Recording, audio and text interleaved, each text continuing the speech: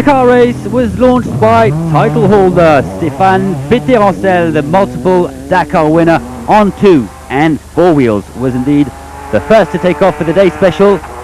Not too much pressure for the Frenchman, who will certainly wait for sandier terrain.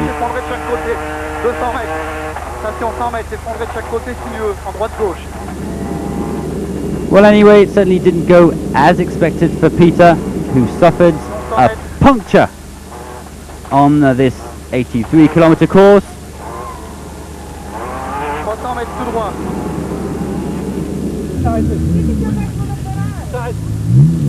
And the Frenchman was forced to stop and change a wheel.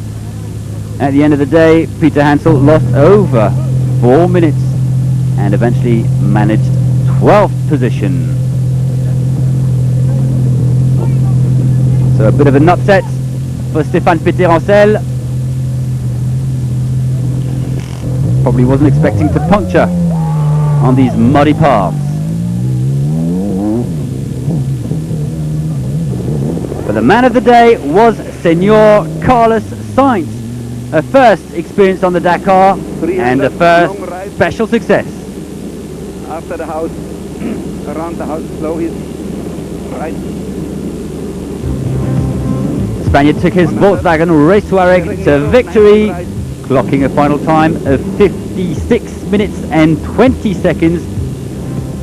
Not really a surprise on tracks that certainly suit a former WRC driver like himself, and like Robbie Gordon last year in Barcelona, and also on a Volkswagen, the Matador wins a first special for his first participation. Thumbs up to Carlos Sainz, the day's winner.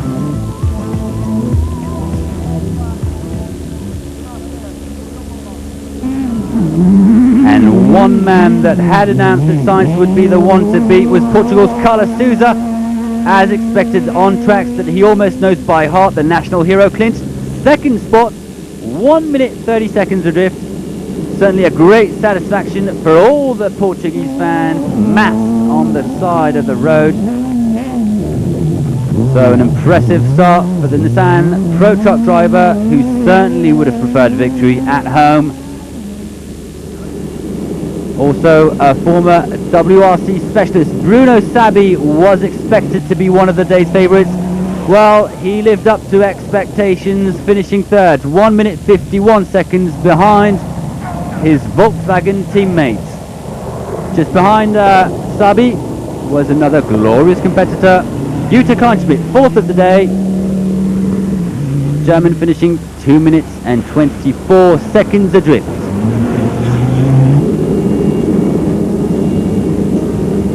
Four BMW X-Raids in the rally this year, including young Frenchman Guerlain Chicherit. Well, he probably managed the most promising performance of the day, capturing 5th spot. Former winner of the Volant Dakar contest last year. The Mitsubishi, and the fastest of the 4 drivers today was Nani Roma, the former bike winner 2 years ago, finishing 6th over 3 minutes adrift. But he can be satisfied of beating his friends and teammates Luc Galfand, runner-up last year. Back to Volkswagen with Janil de Villiers taking 8th spot. South African in one of the 5 Volkswagens. All 5 of the race Touaregs finished in the top 10. What about the Slesher buggies? Well, not exactly the kind of terrain for a 2-wheel drive vehicle. Boss Jean-Louis Schlesser finished 11th over 3 minutes behind. His teammate Thierry Magnaldi took 9th position for his first kilometres in the big V8 buggy.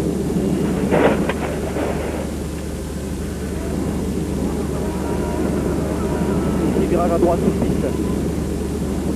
Et arrivé à 500 mètres. Jean-Louis Schlesser will be hoping for better results in the dunes.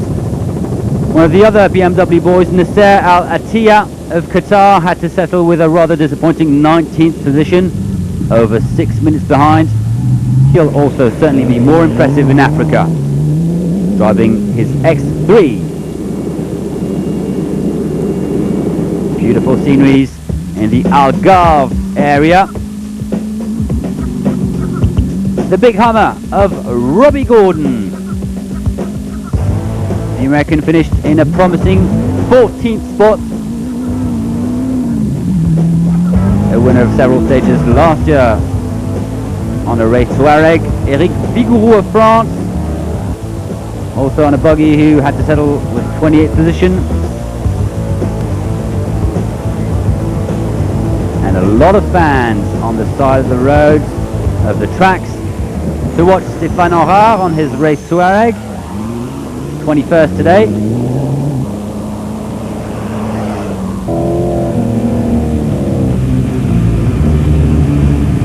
Lots of action, lots of drama,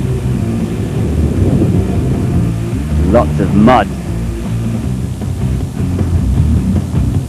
Not the easiest of days for quite a few competitors. Alfie Cox of South Africa, first experience on four wheels in the Dakar. He finished 29th, losing over 6 minutes. Whoops! Almost a tumble for this privateer.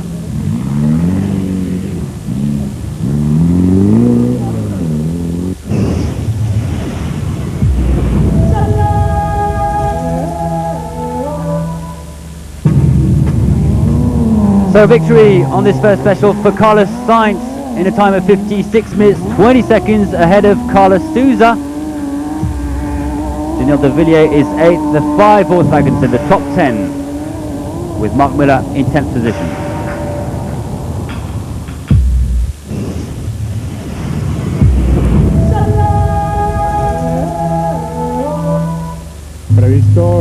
Well, on the Dakar, like in every race, you can expect anything. Obviously, we wanted to keep a good pace since the beginning, and as long as possible, and today we managed to do that.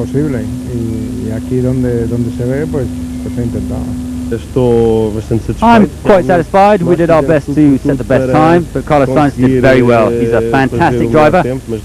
Sometimes we suffered a bit because we didn't do a lot of kilometers with this car, but all in all, we're very satisfied. The fans really cheered us a lot. During the special, they showed us their watches with some gestures just to tell us to go faster, to push harder. When you have indication panels like today, you really trust what you see, and so at a certain point I did a mistake, but it was only my fault, not Michel Perrin, my co-driver's fault. So I had to come back and I lost a bit of time. Then when I was in Peter Hansel's dust, or rather his mud, I decided to avoid risks and control the situation. It was a nice stage with a lot of spectators and very well organised, so this is what I want to remember. But for us, it didn't go so well. We broke a wheel, which caused a puncture, and because of that we've lost 3 minutes to change the tyre.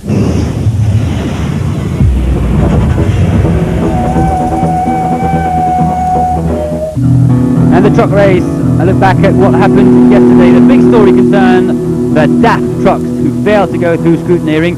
Race officials decided not to allow the 5 vehicles to be part of the race, so it was back home for the De Roy's father and son. And bad news for the Well, I'm very disappointed that they waited till the last day, till the last hour, till the last minute before coming up with a decision. We'd been trying to get things done some days before Christmas, and then we came here, which was not my intention, and then waited until 3 o'clock Friday afternoon on the last day of scrutineering. So it's sad, it's really very sad. En dan nog tot het allerlaatste moment, ja? Tot 3 uur op de dag dat je nog kan keuren. Dat vind ik wel een beetje triest, echt triest. So the DAF trucks were to head back home, and they won't be able to worry the other competitors in the truck race, the Kamaz trucks, the Tatra trucks. The race carried on. 83 kilometers of special as well for the big machines.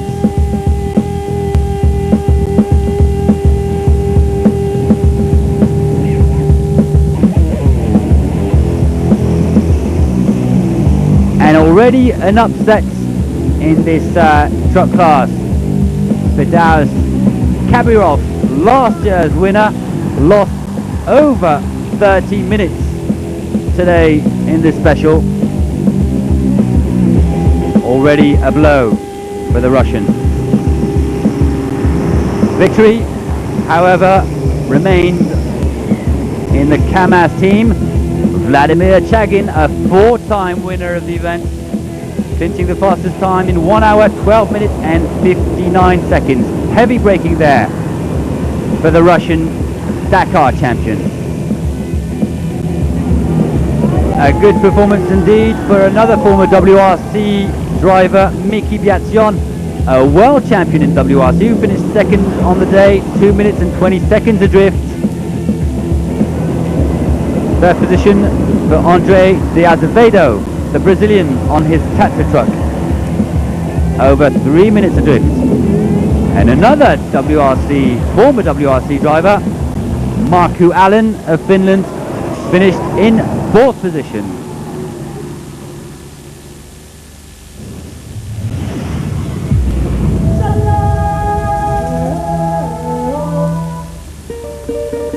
Tomorrow, after the first kilometres heading south to Portugal, well, there's even more action, a short 65-kilometre liaison.